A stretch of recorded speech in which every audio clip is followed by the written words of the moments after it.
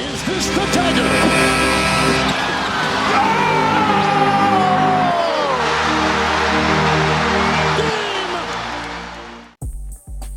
G'day guys, JB here, coming to you with my Week 8 review of the 25-26 NBA season.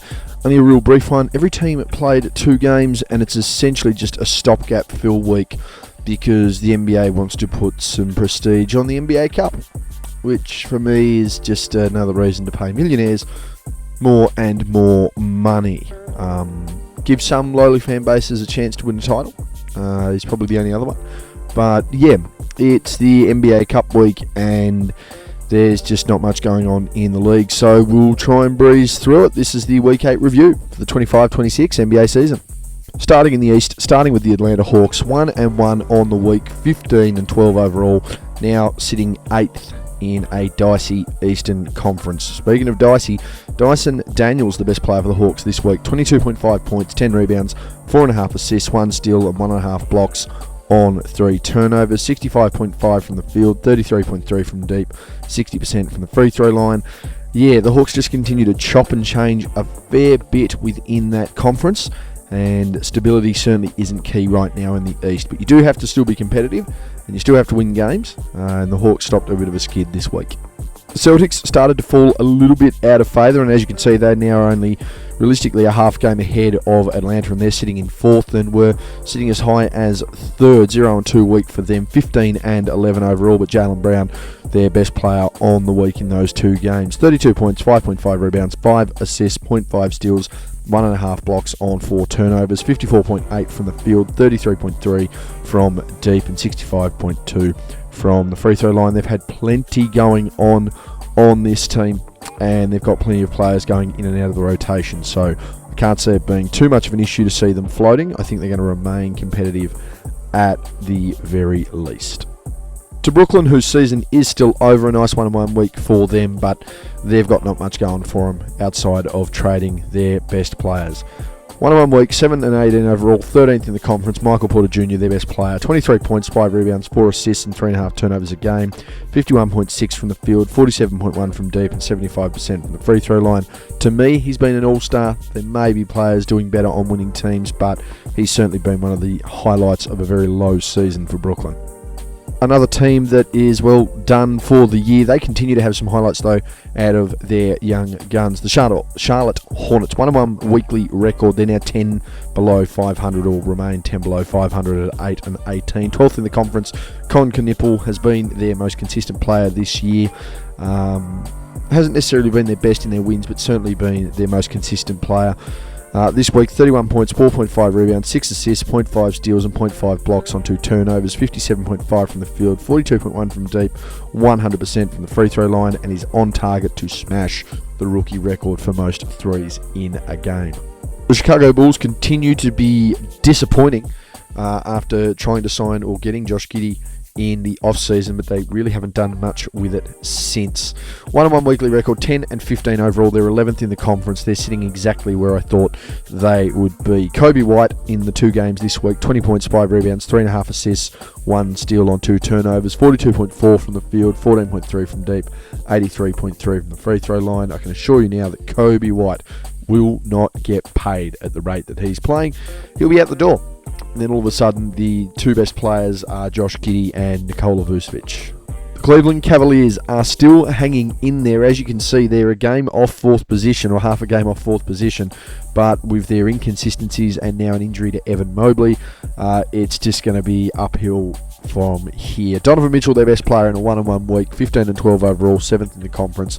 Mitchell, 32.5 points, 3 rebounds, 5.5 assists, 2 steals and 0.5 blocks a game on 2.5 turnovers, 41.8 from the field, 34.6 from deep and 90% from the free throw line.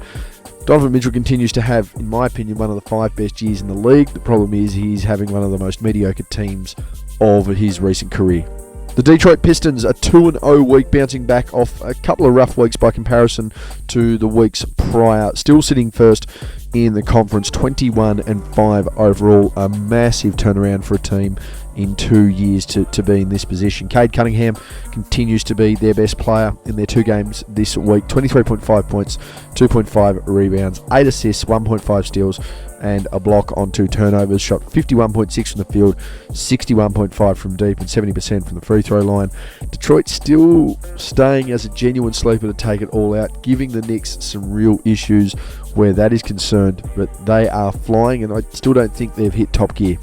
The Indiana Pacers 0-2 week, and that now puts them 14 off 500, and they're 14th in the East.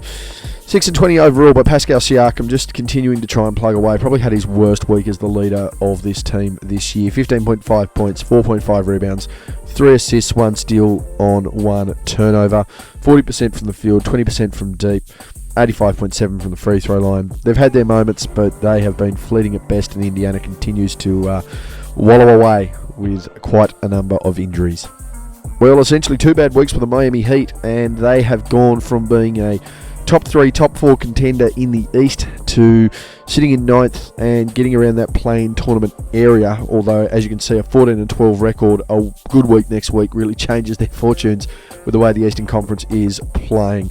As I mentioned, 0-2 on the week, 14-12 overall, 9th in the conference. Bam Adebayo, their best player on the week in his 2 games played. 19.5 points, 9 rebounds, 2 assists, 1 steal, and 1.5 blocks on a turnover. Shot 51.9 from the field, 16.7 from deep, and 71.4 from the free throw line. The Heat have a couple of bad weeks here. They could find themselves in some trouble, a couple of more bad weeks, but if they turn it around, all of a sudden they're back up the seedings. The Milwaukee Bucks, they still sit 5 below 500, yet with the way the East is panning out, they are still in contention for a play-in tournament spot, and this is without them trading off one of the 3 best players in the NBA. A 1-1 week, 11-16 overall, 10th in the conference. Kyle Kuzma, their best player for 2 games. 22 points, 6.5 rebounds and assist, 0.5 blocks a game on 2.5 turnovers. Shot reasonably effective when you look at that. 67.9 from the field, 25% from deep, and 71.4 from the free throw line, but they don't have anyone else around them right now, and that's the ultimate sticking point. The New York Knicks, with 2 wins this week, will open up week 9 in the NBA Cup final. 18-7 overall, and I don't know, do you guard 2 games, 1 game in Vegas as an away win? I don't know. It's a pretty neutral venue for me.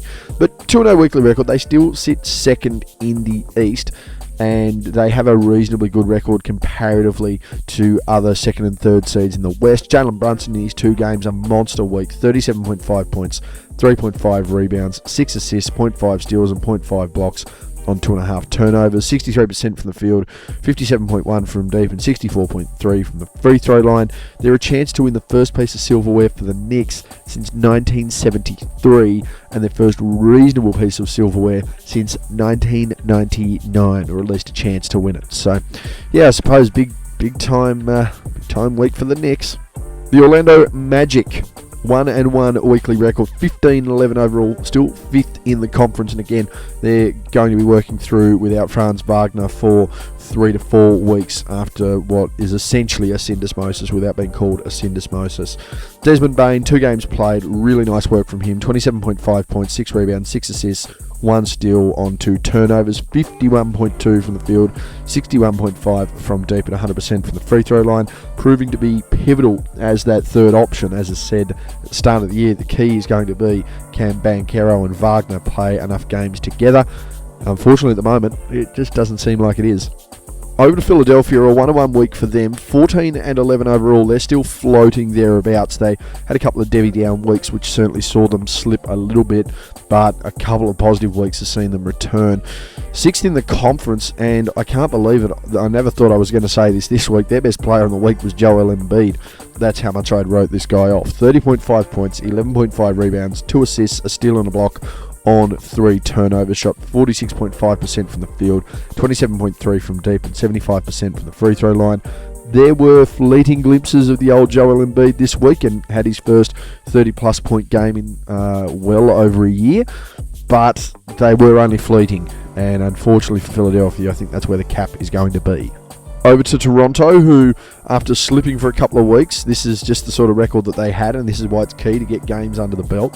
A 1-1 week has seen them jump back into 3rd in the East, 16-11 overall for them. Brandon Ingram in his 2 games, and he's had a really nice year. He's certainly jumped up into a genuine all-star for me over the last couple of weeks. 29.5 points, 5.5 rebounds, 5.5 assists, 1 steal and 0.5 blocks on 3.5 turnovers. Did shoot 54.1% from the field, made 2/3 of his threes, and 84.6 from the free throw line. He's had a really nice breakout year. Thought he was going to be complimentary, but he's almost turning himself into the man there in Toronto. Adding in someone like a Scotty Barnes, you get a pretty handy duo right there. And Washington, with a 1-1 weekly record, are now 4-20 overall and dead last in the East. CJ McCollum still screaming to get out of there and be on a contender. 22.5 points, 5 rebounds, 4 assists, and 0.5 steals on a turnover a game. Shot 44.7 from the field, 41.7 from deep, and 66.7 from the free throw line.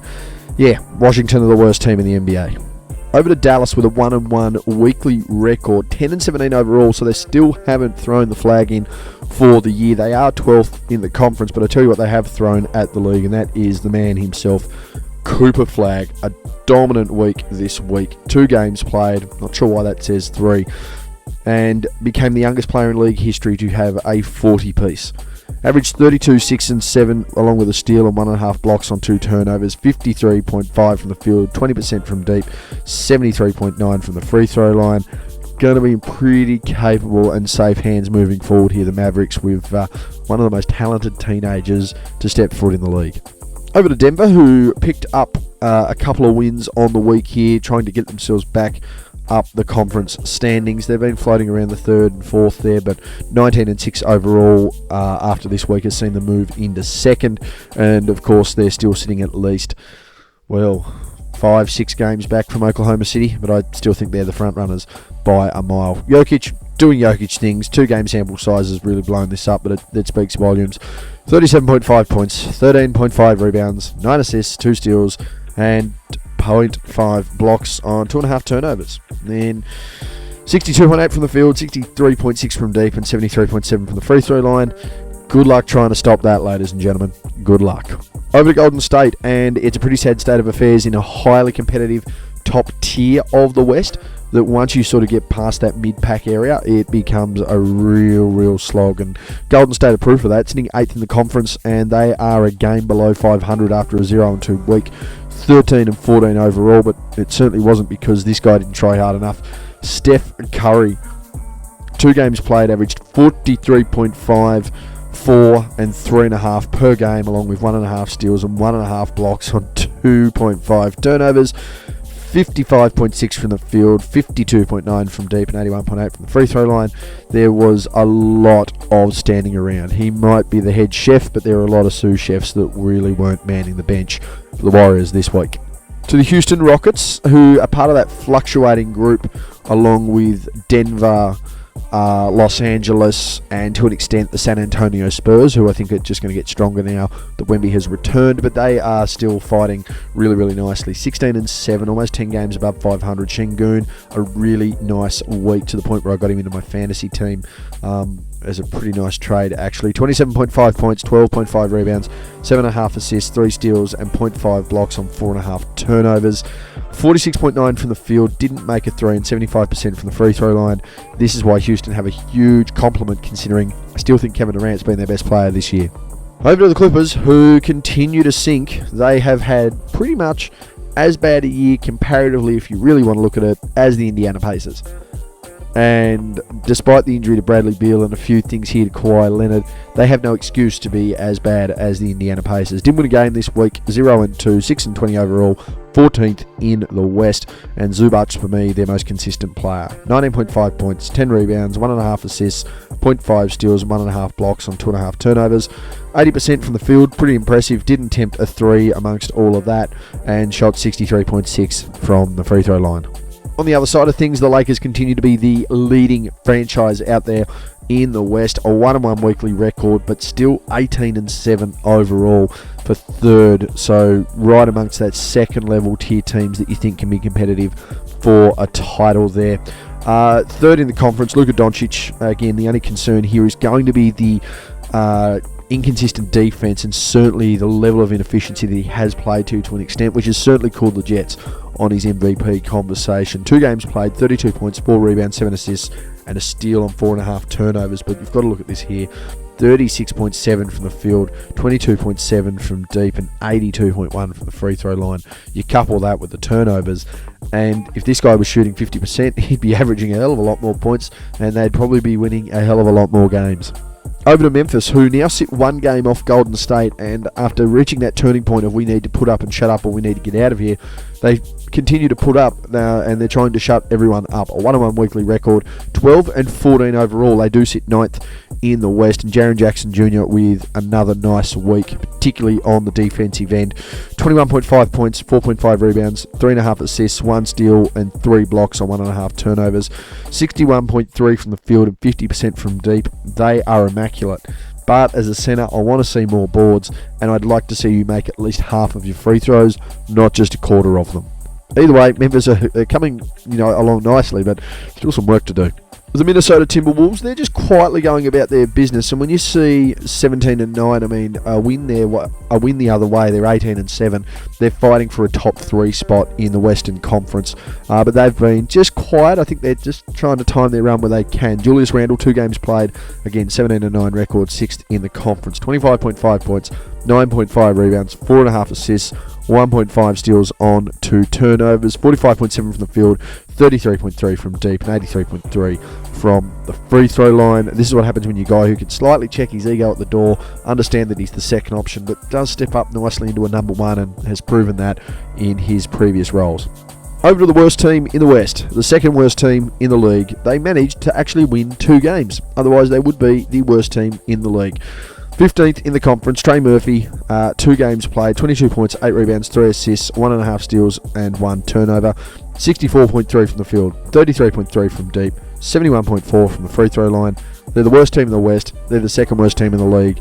They're not going anywhere fast.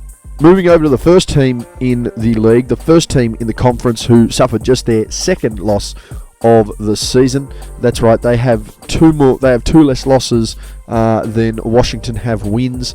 They're first in the conference. I still think they're running away with it, even with a hiccup in what you would deem to be a reasonably strong plan earlier in the week. Gilgeous-Alexander in those 2 games that were played, 28.5 points, 3 rebounds, 6.5 assists, a steal and a block on 4.5 turnovers, 60.5 from the field. That's right, 60.5 from the field, 36.4 from deep, and 100% from the free throw line. Just a small hiccup. They're still the best team in the league, and people are still running a mile behind them as far as where I think they sit in championship contention this year. Over to Phoenix, they still sit 7th in the conference. They've had Devin Booker return from injury. They're 14-12, and considering that 8th is a game below 500, they're going to be pretty safe there if they can just get a bit of health back into their team and try and get some wins on the board. 7th in the conference, Mark Williams, their best player this week. 2 games that they played, 14.5 points, 5.5 rebounds, an assist, 0.5 steals, and 1.5 blocks on 0.5 turnovers. 73.3 from the field, didn't attempt a 3, 70% from the free throw line, and he's probably thanking his lucky stars that he wasn't told to get on your bike and get moving over to Los Angeles, because that very nearly was a thing last year. To Portland, a 1-1 week. They sit 6 games below 500, comparatively a season the same as Milwaukee, and they haven't had anywhere near the star or presence of a Giannis at any point. Shaedon Sharpe, a really nice week for him. 28 points, 3 rebounds, 3.5 assists, 2 steals, and a block on 2.5 turnovers. 62.5 from the field, 69.2 from deep, and 70% from the free throw line. Again, they're probably just a star away from really making a bit more noise and allowing these pieces to fall where they need. But a nice week for Portland. Sacramento, another team that is just no good. 0-2 weekly record, 6-20 overall. They're 13th in the conference, and Malik Monk was their best player this week. 17 points, 3.5 rebounds, 4 assists, 0.5 steals, and 0.5 blocks on 2.5 turnovers. 40% from the field, 54.5 from deep. Another one of those miracle weeks where a player should have stood outside the arc, and 92.3 from the free throw line. They're becoming less and less impressive. Over to the Spurs, who have managed to snag a game off Oklahoma City, have seen the return of Wemby 2-0, and they will be starting week 9 as well in that NBA Cup final. 18-7 overall, 4th in the conference, so they're essentially tied for 2nd or tied for 3rd out there in the West. Stephon Castle continues to step up and show out why he is certainly the next great point guard for the Spurs. 26 points, 8 rebounds, 4 assists, 5 turnovers, a little concerning, but got the job done. 63.3 from the field, 45.5 from deep, 81.8 from the free throw line. It happens to be ironic that the last time that the Knicks played for any silverware in the NBA, they did face the Spurs, and they went up against a generational big.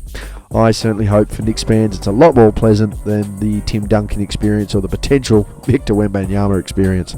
And finally, we roll over to the Utah Jazz, who have bumped themselves up into 10th. They're 5 games off 500, but they are in a playing position. And it is because of weeks like this from Keontae George. 38 points, 5.5 rebounds, 7 assists, 1 steal, and 2.5 turnovers a game. 57.5 from the field, 52.6 from deep, and 90.9 from the free throw line. If it wasn't because Nikola Jokic continues to put up generational numbers, Keontae George probably would have been my player of the week. A really nice run for him. A nice run for Utah. Interesting to see exactly what they continue to do from here. And that is my short and sweet review for Week 8 of the 25-26 NBA season. As I said, it is a stopgap week. It's literally just getting teams out there, getting through 2 games each while they manage the fixture of the NBA Cup. And it's only the one solitary game to start Week 9 before we get back into our regular scheduled programming, where we'll be able to get a bit more of a gauge of exactly where everyone is sitting. Anyway, guys, that's been me. I'm out.